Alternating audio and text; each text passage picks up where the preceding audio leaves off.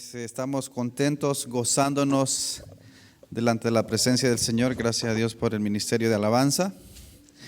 Bueno, vamos a ir inmediatamente a Apocalipsis capítulo 1, versículo 8 en adelante. Vamos a leer estos versículos y vamos a estar meditando en ello. Bueno, pues estamos contentos porque Dios nos permite una vez más acá, en este lugar, y vamos a glorificar su santo y bendito nombre. Apocalipsis capítulo 1, versículo 8 al 20, vamos a leer. Cuando ya esté listo me indica con un amén, o también lo puede leer directamente de la pantalla. Dice así, en el nombre del Padre, del Hijo y del Espíritu Santo: yo soy el Alfa y la Omega, principio y fin, dice el Señor, el que es, el que era y el que ha de venir, el Todopoderoso. Yo, Juan, vuestro hermano y copartícipe vuestro en la tribulación, en el reino y en la paciencia de Jesucristo, estaba en la isla llamada Patmos por causa de la palabra de Dios y del testimonio de Jesucristo. Yo estaba en el Espíritu en el día del Señor y oí tras mí una gran voz como de trompeta que decía: yo soy el Alfa y la Omega, el principio, el primero y el último. Escribe en un libro lo que ves y envíalo a las 7 iglesias que están en Asia: a Éfeso, Esmirna, Pérgamo, Tiatira, Sardis, Filadelfia y Laodicea. Y me volví para ver la voz del que hablaba conmigo, y vuelto vi 7 candeleros de oro, y en medio de los 7 candeleros a uno semejante al Hijo del Hombre, vestido de una ropa que llegaba hasta los pies y ceñido por el pecho con un cinto de oro. Su cabeza y sus cabellos eran blancos como blanca lana, como nieve, sus ojos como llama de fuego, y sus pies semejantes al bronce bruñido, refulgente como en un horno, y su voz como estruendo de muchas aguas. Tenía en su diestra 7 estrellas, de su boca salía una espada aguda de 2 filos, y su rostro era como el sol cuando resplandece en su fuerza. Cuando le vi, caí como muerto a sus pies, y él puso su diestra sobre mí, diciendo: no temas, yo soy el primero y el último, y el que vivo y estuve muerto, mas he aquí que vivo por los siglos de los siglos. Amén. Y tengo las llaves de la muerte y del Hades. Escribe las cosas que has visto, y las que son, y las que han de ser después de estas. El misterio de las 7 estrellas que has visto en mi mano, en mi diestra, y de los 7 candeleros de oro. Las 7 estrellas son los ángeles de las 7 iglesias, y los 7 candeleros que has visto son las 7 iglesias. Vamos a orar. Padre, te damos gracias por esta oportunidad, gracias por este tiempo maravilloso, Dios mío, que nos permites de estar aquí delante de tu presencia. Te pedimos perdón, Señor, por nuestras faltas, te pedimos perdón por nuestros pecados. Sé con cada uno de nosotros de manera muy especial. Gracias por tu infinita misericordia, gracias por la vida, gracias por el aire que respiramos, gracias por tu palabra revelada que viene trayéndonos esperanza a cada uno de nosotros y enseñándonos de que tú estás con tu iglesia, sea lo que sea y pase lo que pase, tú tienes en control todas las cosas y nada se sale de tu voluntad, nada se sale de tu control. Gracias, Señor, en el nombre de Jesús. Abre nuestra mente, nuestro corazón, para que podamos oír, escuchar y atesorar tu palabra. En el nombre de Jesús. Amén y amén. Dios les bendiga, hermanos. Pueden sentarse. Qué hermosa lectura que tenemos. Toda la palabra de Dios, ¿verdad? Es maravilloso. Ya sea que leamos Génesis, ya sea que leamos Éxodo. O sea, todo es maravilloso, increíble. Como ya hemos mencionado en otras ocasiones, las historias que están en la Biblia no son historias que están ahí nada más por ocupar un espacio, sino que tienen una tremenda enseñanza. Sobre todo, todas esas enseñanzas tienen que ver con nuestro Redentor, aún en el Antiguo Testamento. Así es que vamos a estar meditando en estos versículos. Una de las cosas que quiero que nos llevemos en mente, cada uno de los que estamos aquí, todos y los que estén viendo a través de el video, es que esa imagen que el apóstol Juan nos describe acá, de ese Cristo, es lo que nosotros tenemos que tener en mente. O sea, esas características. No es un Cristo débil que pintan a veces, ¿verdad? La última vez que, bueno, no sé si la última vez, pero por decir la última vez que Juan lo describe, podríamos decirlo aquí, con esas características. Él se presenta con esas características porque eso es lo que es Él. Entonces, pero algunas veces la gente tiene un concepto equivocado, ¿verdad? Y dice, a veces se refieren como a Dios como un diosito, ¿verdad? Diminutivo y pues lo quieren hacer como con cariño, pero no es así. Tampoco es un anciano alcahuete, ¿verdad? Que le deja pasar a los nietos las cosas y aquí y allá. No es tampoco eso. Es un Dios soberano, es un rey de reyes. Cuando decimos soberano, quiere decir que Él puede hacer lo que Él quiere. Él puede hacer lo que Él quiere porque Él es Dios, porque Él es soberano. Él no le pide consejo a nadie. No sé si se recuerdan, pero cuando leemos en Éxodo capítulo 4 y le dice a Dios, le dice Moisés, bueno, primero le dice las señales que va a hacer con él para que le crean los hijos de Israel, pero luego Moisés le dice, pero Señor, tú sabes que yo soy tardo para hablar y no soy muy elocuente en las palabras, ¿verdad? Soy torpe de palabras, dice.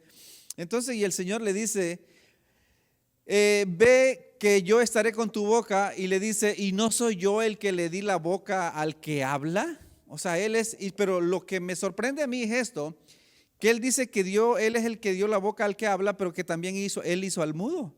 Dice que Él hizo al que ve, Él hizo al que ve, pero también al ciego, y Él hizo al que escucha, pero también al sordo.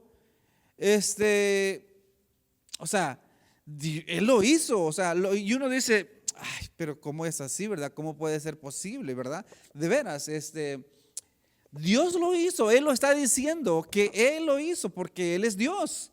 Ahora, ¿por qué hace eso? Nosotros no lo entendemos y no lo vamos a entender. No obstante, cuando en el Nuevo Testamento vinieron y le preguntaron de un hombre ciego, le preguntaron a Jesús si fue él que pecó o sus padres pecaron, y el Señor les dijo, no es que él pecó ni que sus padres pecaron, sino que es para la gloria de Dios, para que Dios se glorifique, ¿verdad?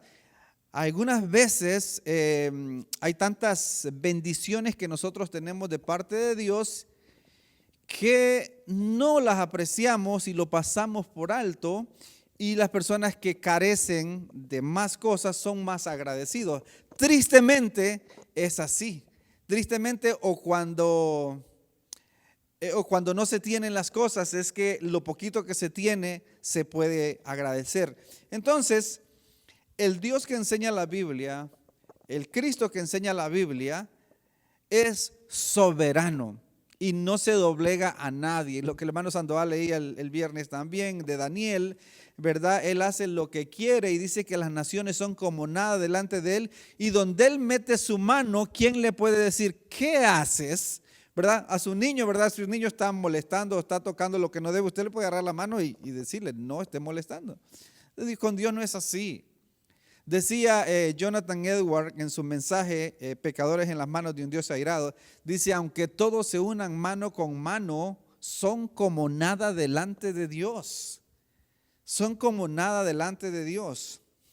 Entonces, ese es la imagen, no quiero decir la imagen, porque al hablar de imagen como que ¿verdad? Quiero decir, ese es el concepto que nosotros debemos de tener acerca de Dios. Ese Dios verdadero que no pide permiso, ese Dios verdadero que da órdenes, ¿verdad? El que dice qué es lo que le agrada y qué no le agrada y punto. Entonces, ya vimos aquí la otra vez, ¿verdad? Las primeras partes, y el versículo 8 dice, yo soy el alfa y la omega, principio, fin. Él es Dios, ¿verdad? Lo opuesto a lo que enseñan los testigos de Jehová, que para ellos fue un gran profeta, fue un gran hombre, hasta tienen libros de eso y esto, pero hasta ahí. ¿verdad? Hasta ahí. O los mormones, que fue un ángel creado también.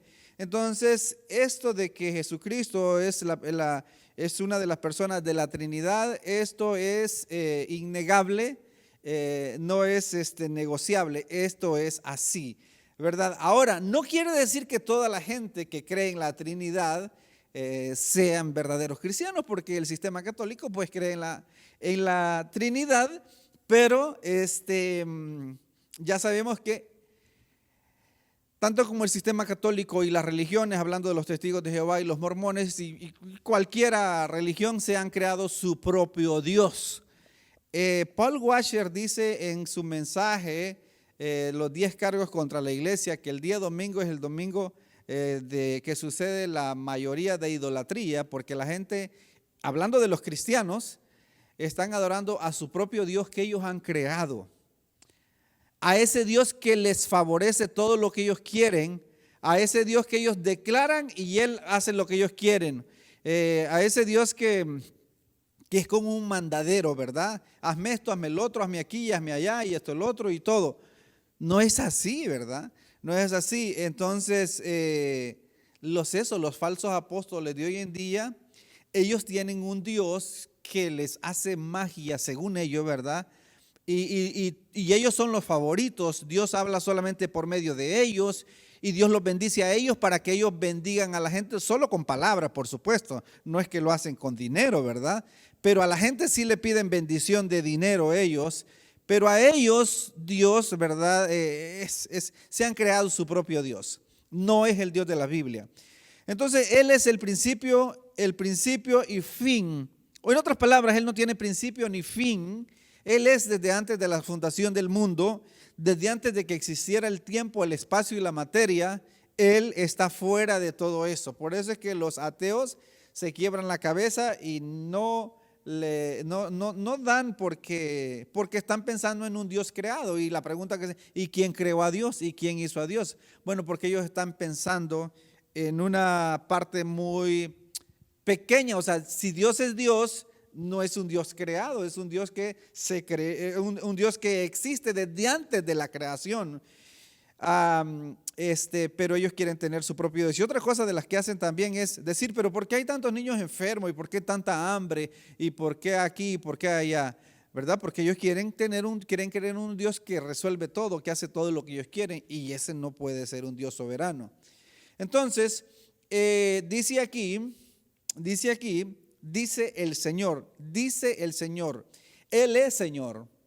Él es Señor. Una de las cosas que cometen, uno de los errores que cometen muy frecuentemente, y nosotros fuimos creados en ese sistema en el sentido espiritual, ¿verdad? O hemos crecido en ese sistema en el sentido espiritual de decirle a la gente, acepta a Cristo como tu Señor y Salvador de tu vida, ¿verdad? Si tú le das permiso, Él es caballero, Él va a entrar en tu vida y Él va a ser tu Señor. Eso es lo que nos han enseñado siempre y nosotros lo hemos repetido. Pero, perdón, momento, la Biblia dice que Él es Señor, le guste a quien le guste. Si tú le aceptas o no le aceptas, Él es Señor, Él es Rey de Reyes y Señor de Señores. Puede decir amén, hermano. Él es Rey de Reyes, Él es Señor de Señores, independientemente si una persona le acepta o no le acepta como Señor. La Biblia dice que Dios le ha hecho Rey y Señor. Amén. Entonces aquí dice el Señor, el que es y el que era y el que ha de venir, el Todopoderoso, o sea, solo Dios, solo Jesucristo, el Espíritu Santo, que pueden ser los recipientes o los que merecen este atributo todopoderoso. Nadie, un ídolo no puede recibir ¿verdad? Ese atributo de que es todopoderoso, que es creador, imposible. Así que aquí Él se describe quién es o en otras palabras, sí, se describe, se identifica para que Juan sepa exactamente con quién está hablando. Entonces sigue diciendo el versículo 5, yo Juan, vuestro hermano, y copartícipe copartícipe vuestro en la tribulación. Otra cosa también, muchos enseñan que la iglesia no va a pasar por la tribulación, Pero Juan estaba en la isla de Patmos no porque era judío, no era cuestión de discriminación, sino que por causa de Jesucristo, por causa de la palabra, por causa de la palabra, por causa de Jesucristo. No estaba por ser judío, entonces, y él lo explica aquí. Entonces dice, copartícipe en vuestro hermano, copartícipe en la tribulación y en el reino y en la paciencia de Jesucristo. Estaba en la isla llamada Patmos por causa de la palabra de Dios y del testimonio de Jesucristo. No era por entremeterse en lo ajeno, no era por ser un ladrón, no era por nada de eso, ni como ya mencioné, ni por ser judío, no era discriminación, era por causa de Cristo y por causa de la palabra de Dios. El Señor Jesucristo les dijo, les advirtió, en el mundo tendréis aflicciones, pero no temáis, yo he vencido al mundo. Así que para los que dicen que ahora no, pero es que la tribulación que viene, eso es otra cosa. Exacto, pero es que la Biblia nunca, el apóstol Pablo dijo que es necesario que a través de muchas tribulaciones entremos al reino de los cielos. Claro que a nosotros se nos hace difícil porque gracias a Dios en este país, en los Estados Unidos, gozamos de muchas bendiciones. O sea, pero les han enseñado un evangelio equivocado. A nosotros también nos enseñaron ese evangelio, que aceptando a Cristo se resuelven todos los problemas. Hay un eslogan que mencionaban en una radio que existía como en la década del 2000, que decía, es el eslogan que para una vida mejor Cristo es la solución. Pero la gente no necesita una vida mejor, la gente necesita una vida nueva, un nuevo nacimiento, no una mejoría nada más, ¿verdad? Mucha gente presenta a Cristo nada más como para poderlo sacarlo de las drogas y de las enfermedades y los problemas económicos, problemas familiares, problemas matrimoniales y cosas así. No es así. Eso viene, si Él quiere, junto con el paquete, pero el Señor Jesucristo murió en la cruz del Calvario para el perdón de nuestros pecados. O sea, el problema más grande que tenemos es el pecado. Es el pecado, es que esa herencia, ese pecado que fue imputado desde Adán para toda la raza humana. Entonces eso es, pero como digo, a veces hasta en las canciones se presenta a Cristo nada más como la medicina, como algo que la gente, que le va a ayudar a la gente. No es así, no es así. Entonces Juan estaba en la isla llamada Patmos por causa del evangelio, por causa de la palabra, por causa del testimonio de Jesucristo. O sea, hubo persecución, siempre hubo persecución. Se dice que de todos los apóstoles, todos murieron, algunos crucificados cabeza abajo como Pedro, otros lanceados con lanzas, ¿verdad? Con flechas, decapitados. Juan fue el único que murió de forma natural. Aún así, pasó por aceite hirviendo. Así que no sabemos qué tan graves fueron esas quemaduras, ¿verdad? Pero como cuando Dios tiene algo que hacer todavía, pues Él preserva la vida, ¿verdad? Para llevar a cabo lo que Él quiere. Todo lo que el enemigo hace o cree que puede hacer, cree el enemigo que lo puede hacer porque ellos quieren hacerlo, porque pueden, pero no. Cuando el Señor Jesucristo lo estaba preguntándole el sumo sacerdote, más bien Pilato, ¿verdad? No, más bien Pilato le dice, yo tengo poder, le dice, para soltarte y dejarte, y le dice, ninguna autoridad tuviera sobre mí si no se le hubiera dado, ¿verdad? Todo viene de parte de Dios, todo viene de parte de Dios. Entonces, cuando una cosa le pasa a los cristianos, digamos que estén en la cárcel o han sido muertos o quemados, no es porque a Dios se le olvidó que estaba cuidando de un evangelista, de un misionero, y en ese momento los enemigos llegaron y lo quemaron, porque Dios tal vez estaba ocupado. No es eso.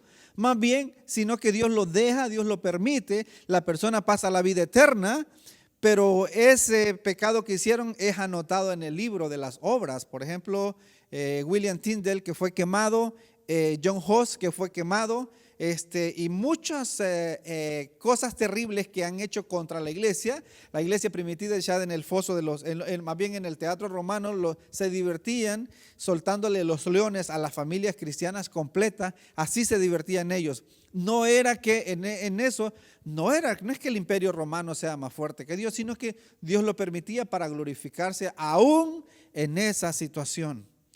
O sea, volvemos a lo mismo. Dios es soberano. O sea, en ocasiones Dios se da el lujo de salvar a los 3 hebreos del horno encendido 7 veces, pero en ocasiones a William Tyndale, como el caso de William Tyndale, John Hus y muchos otros que murieron quemados, aún en esa situación Dios se glorifica, ¿verdad? Así que, pero no siempre Dios va a cumplir nuestros caprichos como algunos lo enseñan. Otra cosa que enseñan los del mal llamado evangelio de la prosperidad es que una de las evidencias de que una persona es cristiana es que tiene que tener prosperidad.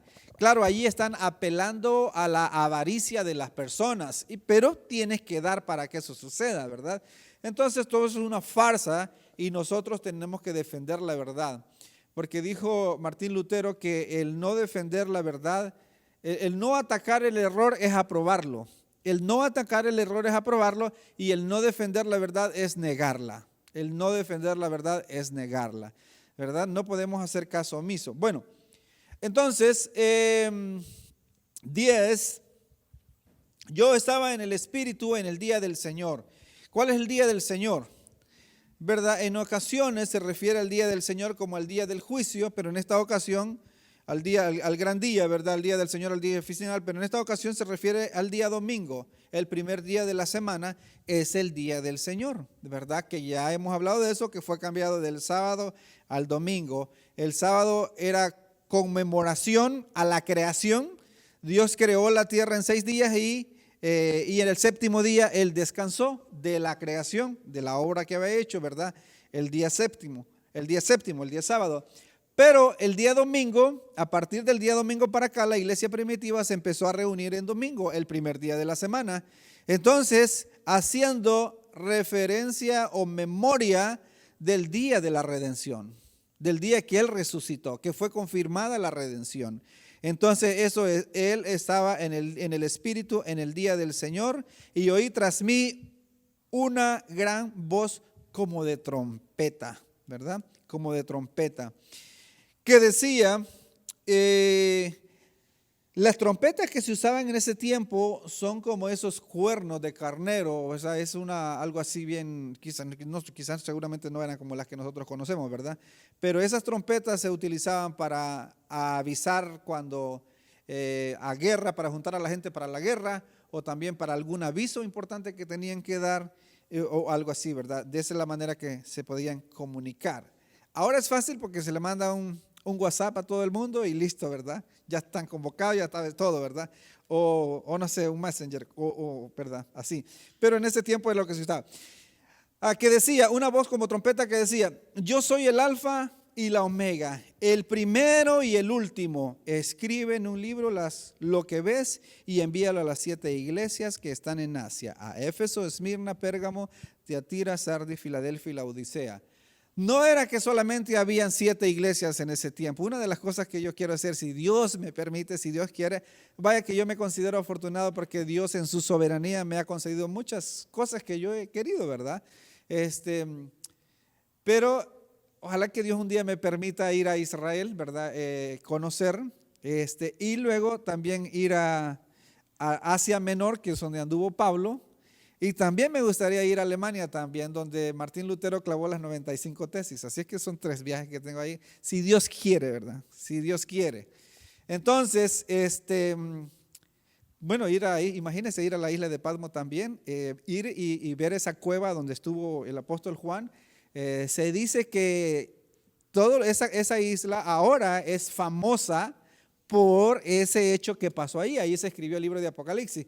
Cualquier persona que vaya a esa isla, no puede darse el lujo de ir a la isla sin ir a ese lugar donde fue, en una cueva donde estuvo Juan escribiendo. O sea, todo turista, independientemente de la religión que sea, tiene que pasar por ahí porque se sabe que allí se escribió el libro de Apocalipsis. Así es que, ¿verdad? Es interesante. Bueno, entonces, dice Juan en el versículo 12, o sea, ya mencionamos el número 7 acá, menciona 7 iglesias porque 7 es un número completo, ¿verdad? Eso es lo que simboliza un número completo, pero el número es simbólico. En fin, la iglesia es una sola iglesia, es la iglesia universal.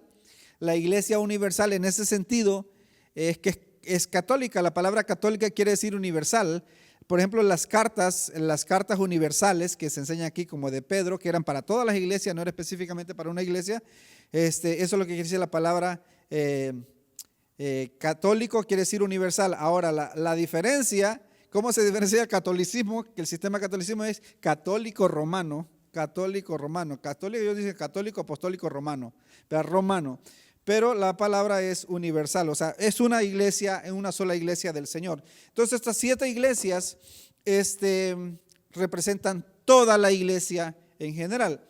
Y 12, y me volví para ver la voz del que hablaba conmigo, y vuelto vi 7 candeleros de oro, y en medio de los 7 candeleros a uno semejante al Hijo del Hombre, vestido de una ropa que le llegaban hasta los pies. Aquí una de las lecciones es, bueno, ya vimos aquí la identificación de Jesucristo, el lugar donde fue y aproximadamente la fecha 95-96, ya estaba anciano Juan. Y una de las cosas, o sea, una de las primeras lecciones que podemos sacar de acá es que él estaba en medio de los 7 candeleros. Al final vimos en el capítulo 20 que los 7 candeleros son las iglesias. Son las iglesias. El Señor está en medio de su pueblo, en medio de su iglesia. No importa la situación, y aunque la iglesia esté en medio de los leones, se encuentra en el Coliseo Romano, en medio de los leones con la familia, Él está ahí. Es increíble.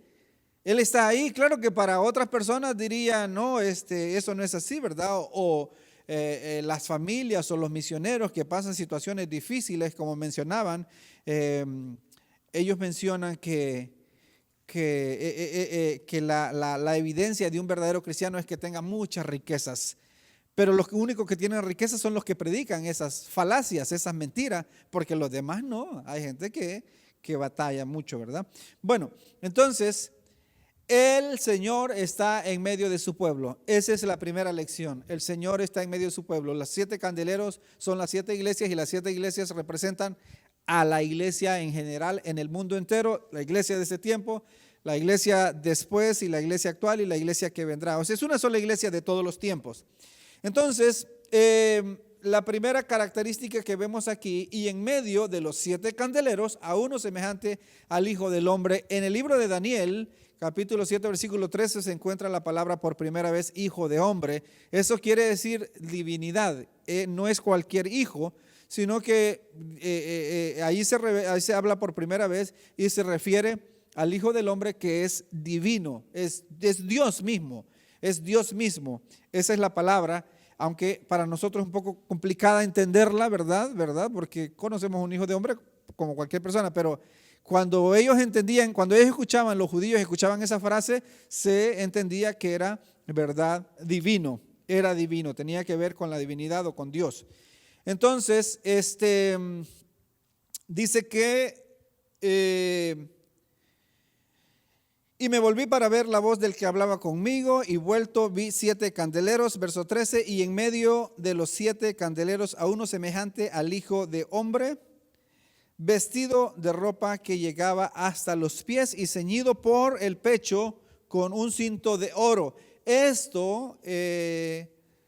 El cinto de oro y las vestiduras pues representa realeza, ¿verdad? Pero también sacerdote, sumo sacerdote, como Hebreo lo enseña, que él vive como sumo sacerdote para interceder para siempre, y también él puede, debido a eso, él puede salvar perpetuamente. Así que él es el sucesor del sacerdocio levítico. El sacerdocio levítico ya quedó caducado, ¿verdad?, hasta que apareció el sumo sacerdote, que es nuestro Señor Jesucristo, y por eso él mismo se ofreció como sacrificio, y dice que se rasgó el velo del templo.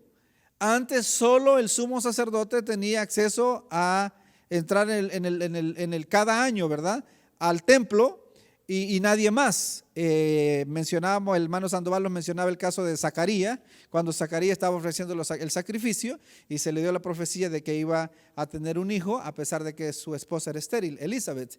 Entonces, pero cuando Jesucristo muere en la cruz del Calvario, hay estruendos, hay tinieblas, y se rompe el velo del templo de arriba a abajo, Entonces, ahora tenemos acceso por medio de nuestro Señor Jesucristo a la presencia de Dios. Recuerde que en el lugar santísimo es donde se representa la presencia de Dios, o ahí estaba la presencia de Dios, y solo el sumo sacerdote podía entrar e interceder por el pueblo, por los pecados del pueblo.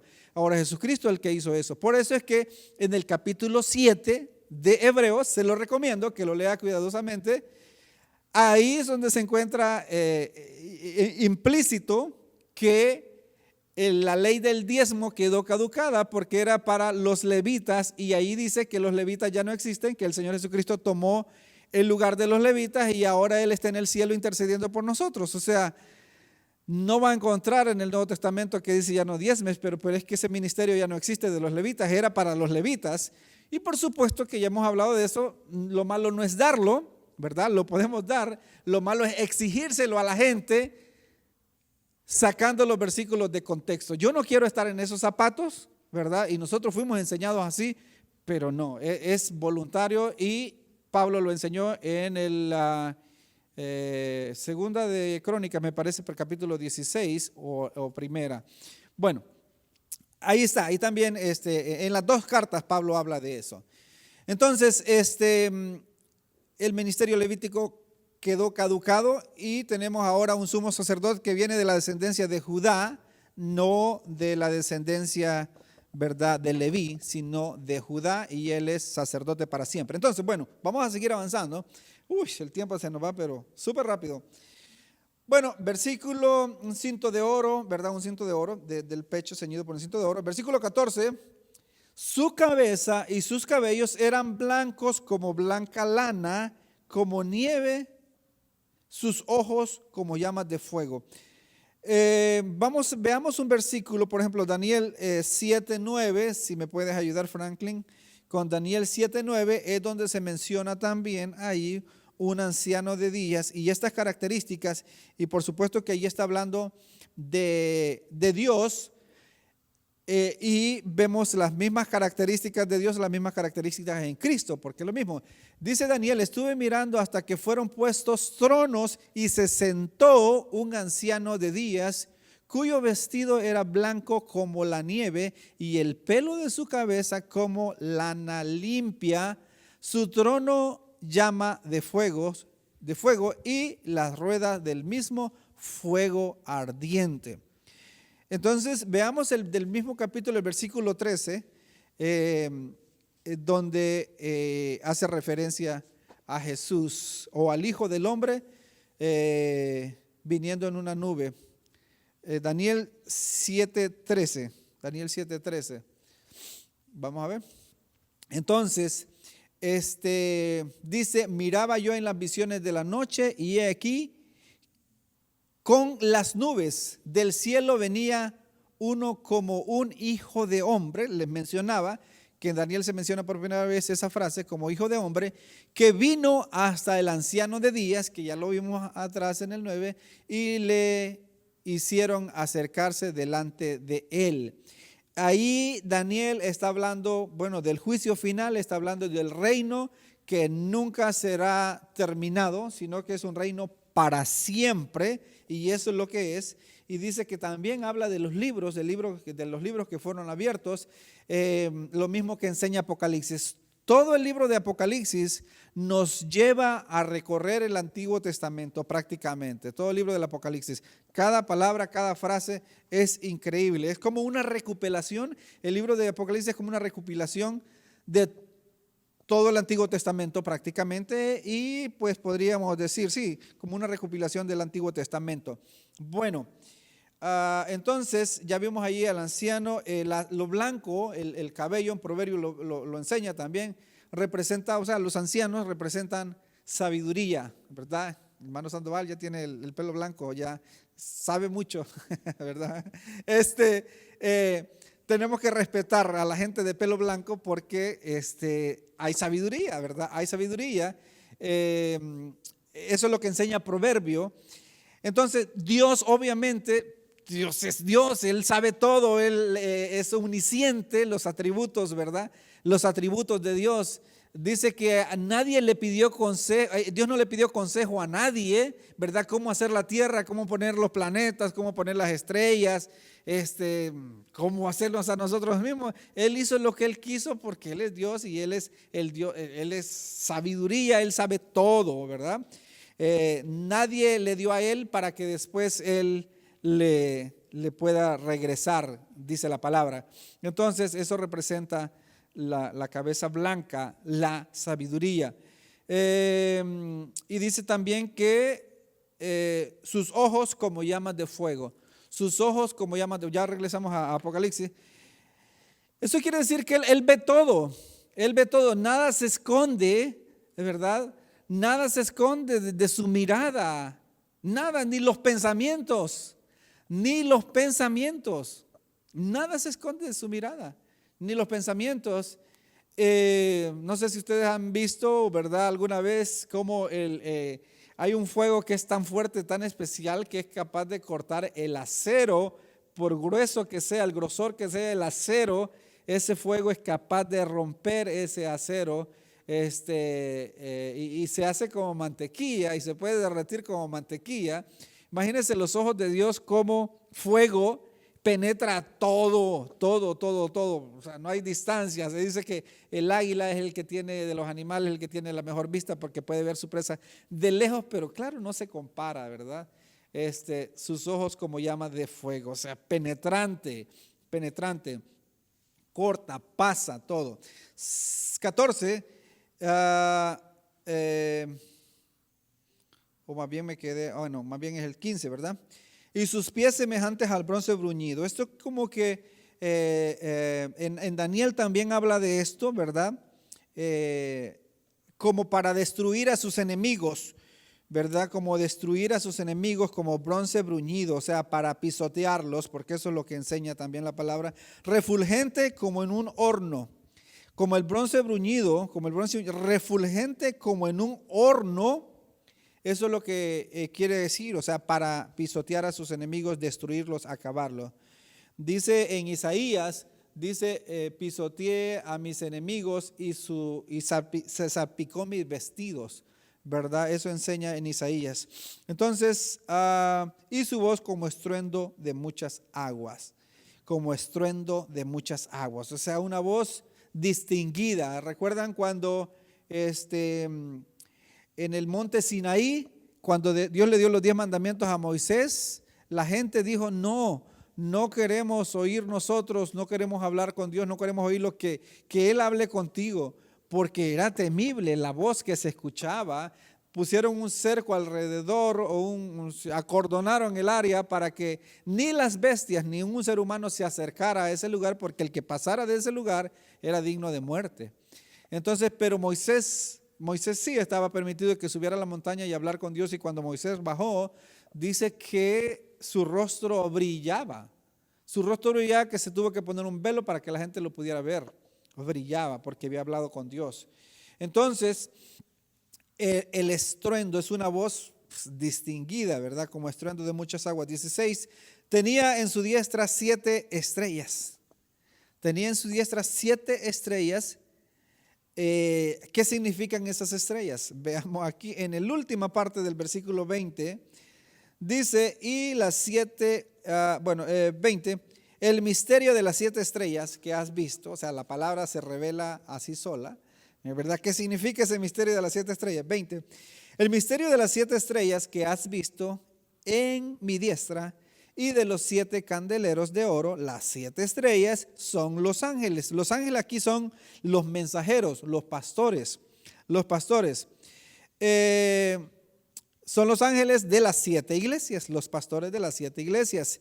Y los 7 candeleros ¿qué has visto? Son las 7 iglesias. Es simbólico, los candeleros son simbólicos y lo explica aquí la palabra. Ya, eso, ¿verdad? Ya está. No hay nada que discutir ahí.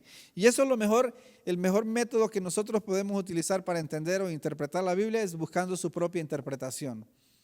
Eso es, o sea, no tenemos que tratar de adivinar, ni buscar, ni ir al inverso, sino ir directamente que la palabra se interprete sola. Por supuesto que algunas veces no es tan fácil como estos versículos que acabamos de ver. Hay que consultar otros pasajes, pero lo que siempre hay que ver es que un versículo no contradiga otro versículo. Por ejemplo, le voy a dar un ejemplo. Bueno, le voy a dar un ejemplo que ya lo vamos a ver aquí. Dice que Él tiene las llaves de la muerte y del Hades, ¿verdad? Y la palabra y la Biblia Reina Valera en Hechos 2, no me acuerdo del versículo exacto, pero dice, y no, creo que es el 27, no permitirás que tu siervo vea corrupción, ni dejarás el alma en el Hades, ¿verdad? Y que su cuerpo vea corrupción. Reina Valera usa la palabra allí Hades, pero más bien ahí en ese sentido quiere decir sepulcro. Porque el Hades es el lugar donde van los muertos o el infierno, pero Jesucristo no fue al infierno. Esa es otra de las cosas que la gente enseña. Jesucristo no fue al infierno. Se acuerda de la historia quería que lo viéramos, pero no es necesario, solo lo voy a hacer contar porque solo voy a relatar porque vamos contra el tiempo. El hombre rico y Lázaro en Lucas 16:23 dice que el hombre rico, dice que, usted conoce la historia, pero que un día murió el rico y también, ¿verdad? Murió Lázaro y fue llevado por los ángeles, ¿verdad? Al seno de Abraham. Y murió el rico, ¿verdad? Y fue sepultado. Pero estando en el Hades, dice que alzó sus ojos. Estando en el Hades, o sea, en el infierno, alzó sus ojos y vio de lejos, ahí está, y vio de lejos, dice, y estando en el Hades, alzó sus ojos, estando en qué, de vacaciones, viendo televisión, viendo el sol, ¿verdad? La puesta del sol, no dice en tormento. En tormento, o sea, ahí no dice la palabra infierno, pero si está en tormento es el infierno. En tormento. En tormento, o sea, cuando una persona muere, va al tormento. O sea, eso es. Y dice que vio de cerca, no dice de cerca, dice que vio de lejos.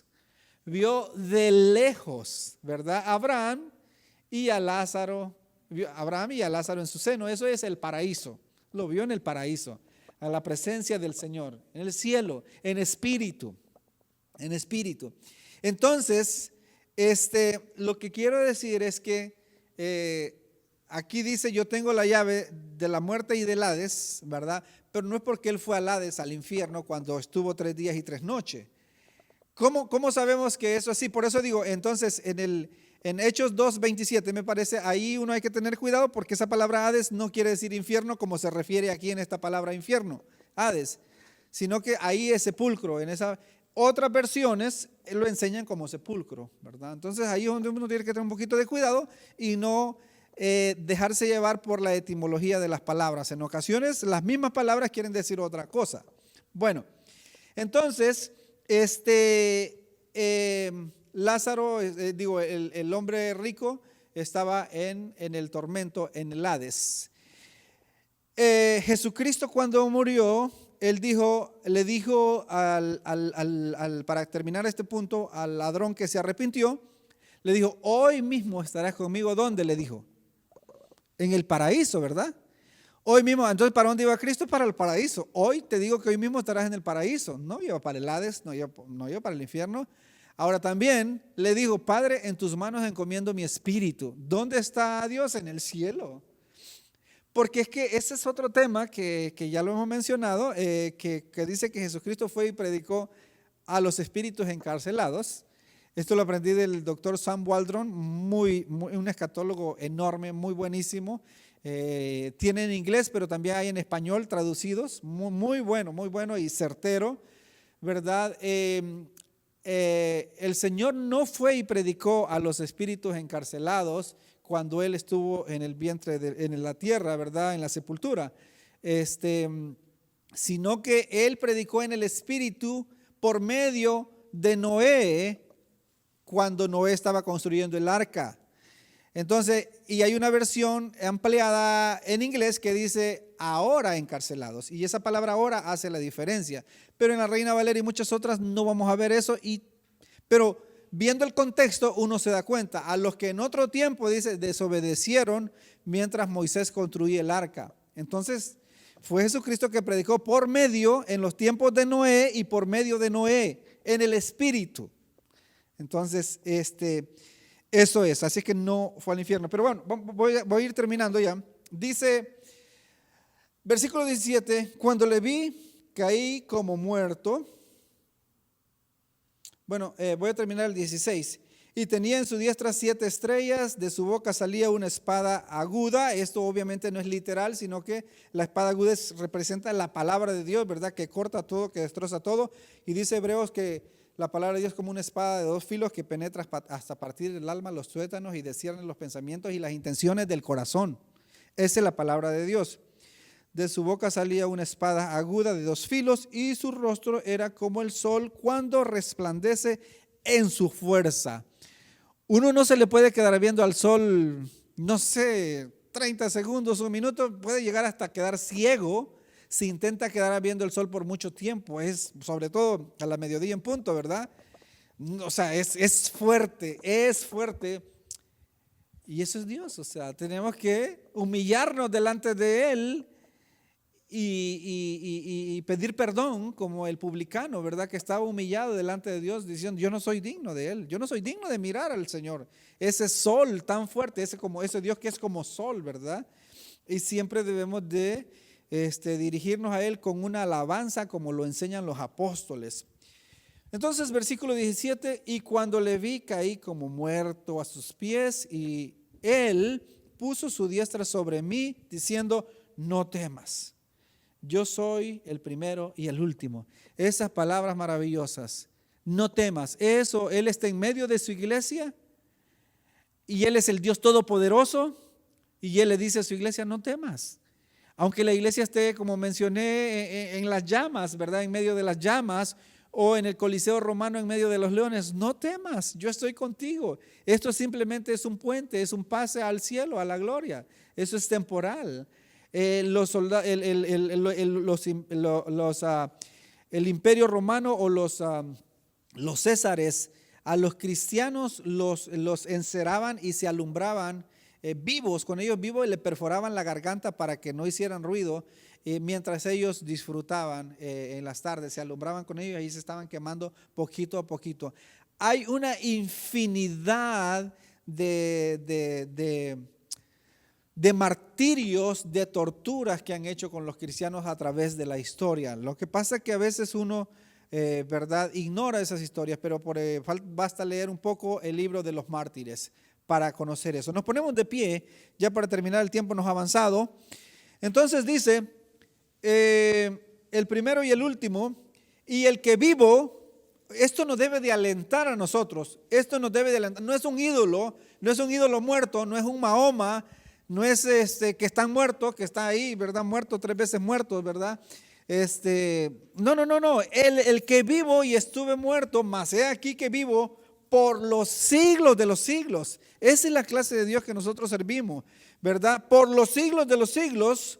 Amén. Y tengo las llaves de la muerte y del Hades. Tengo la autoridad sobre la muerte y del Hades, del infierno. O sea, le dijo a Pedro, las puertas del Hades no prevalecerán contra la iglesia, ¿verdad? Las puertas, cuando se usa ahí la puerta, en la antigua ciudad, en ese tiempo, las puertas era como lo que ahora conocemos, o el lugar de reunión, lo que ahora conocemos como las cortes, y en este caso como los centros para reunirse y planear una estrategia de guerra. Entonces el diablo, cuando se reúne para planear una estrategia de guerra contra la iglesia, esas estrategias no funcionarán contra la iglesia, ¿verdad? Él tiene las llaves de la muerte y del Hades. Escribe las cosas que has visto y las que son y las que han de ser después de estas. Y ya leímos el misterio, ¿verdad? Que está ahí de las 7 iglesias, de los 7 candeleros y de las 7 estrellas. Él es el Rey de Reyes, Él es el Todopoderoso, Él tiene poder sobre la autoridad, sobre la muerte, la autoridad sobre la muerte y sobre el Hades. O sea, no tienes que temer, iglesia, dice el Señor, ¿verdad? No temas, Él está en medio de su iglesia. No importa la circunstancia, la situación que la iglesia esté pasando en todos los tiempos, Él está ahí. Vamos a orar.